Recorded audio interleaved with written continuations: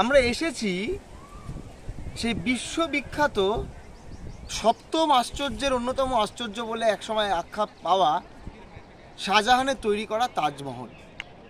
এই তাজমহল আগ্রায় অবস্থিত, এইটুকু আমরা জানি। এবং তাজমহল তৈরি হওয়ার পিছনে শাহজাহানেরই জীবনসঙ্গিনী মমতাজকে উৎসর্গ করা একটি, বলা যেতে পারে, কবর, তার উপরে একটা মহল। কিন্তু এর পিছনে আরও অনেক ইতিহাস লুকিয়ে রয়েছে।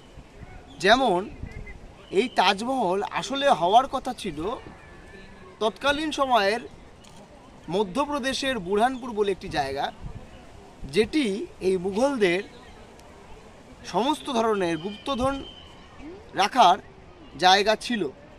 এবং এর পাশাপাশি আমরা এই তাজমহলের মধ্যে আরেকটা জিনিস খুঁজে পাবো। কি খুঁজে পাবো? অনেকেই এটাকে একটা কি বলবো বলে দেয় যে এটা কেবল একটি মুসলিমদের তৈরি করা একটা স্থাপত্য এবং মুসলিম কালচারের সঙ্গে যুক্ত। কিন্তু এটা বলাটা ভুল হবে, তার কারণ এর মধ্যে একটা তৎকালীন সময়ের যে স্থানীয় যে সংস্কৃতি ছিল, তার মধ্যে হিন্দু সংস্কৃতির কিছু অংশ রয়েছে, সেই সংস্কৃতির নিদর্শন পাওয়া যায়।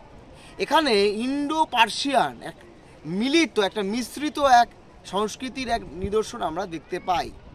আমরা দেখতে পাই যে কিভাবে একটা স্থাপত্য কেবলই একটা কবর নয়, বরং একে কেন্দ্র করে যে চারিপার্শ্বিক যে বিভিন্ন বিষয়গুলো রয়েছে, যেমন আমরা এখানে জানি যেটা মূলত একটি চার বাগ কনসেপ্টে তৈরি করা।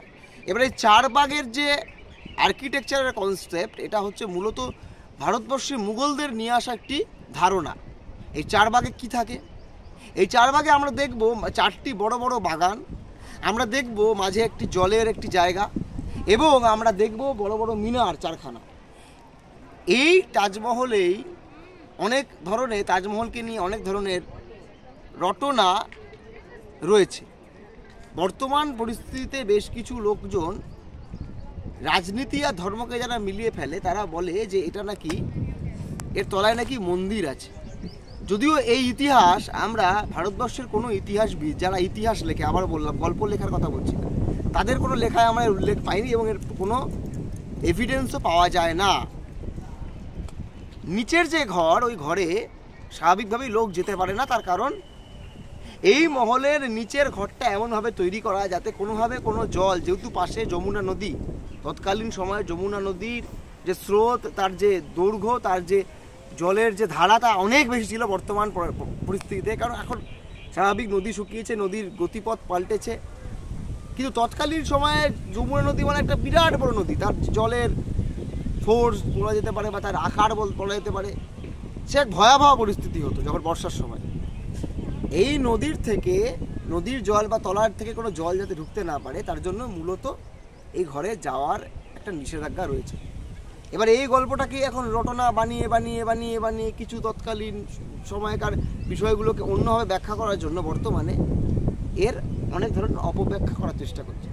কিন্তু এই তাজমহল আসলে যে কেন একে সপ্তম আশ্চর্য বলা হয়, তার অন্যতম কারণ হচ্ছে, আবারও বলছি, কেবলই মমতাজকে ভালোবেসেছিল বলে মমতাজকে উৎসর্গ করে এই তাজমহল বানিয়েছে বা মমতাজ মহল বানিয়েছে, এমনটা নয়। বরং এর পিছনে এর চারিদিকে যে সৌন্দর্য, চারিদিকে যে দিক, এগুলো গুরুত্বপূর্ণ। একটা তাজমহল সাদা রঙের বাড়ি খালি নয়, তার চারপাশে মসজিদ থেকে শুরু করে অন্যান্য মুঘলদের স্থাপত্য, বাগান, জলের জায়গা, এই সমস্তটা ঘিরে তাজমহল।